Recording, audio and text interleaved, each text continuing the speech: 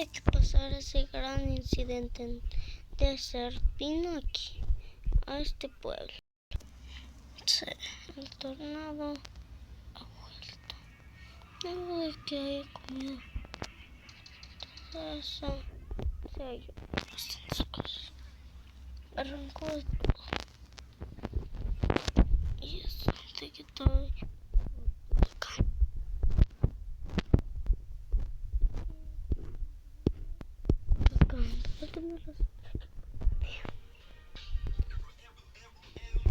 Estaba grabando un video.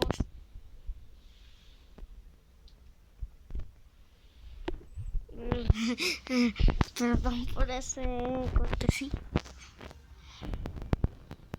Voy a tener que recortar esa parte.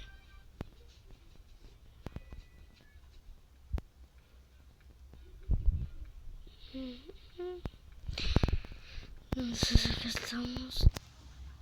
Y pues, ay, una vez se lanzó mucho este tornado. Fue arrasando con muchas cosas, con demasiadas cosas. Arrasó con ciudades enteras.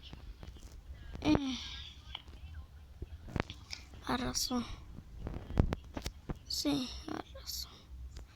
No pudiéramos hacer nada.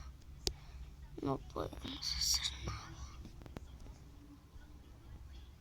El huracán iba a seguir expandiendo hasta que llegue él se va de esta ciudad. Pero como no ha agarrado casi nada, todos se han salvado. Esos sí, los que se quedan en sus casas. Entonces, no sé.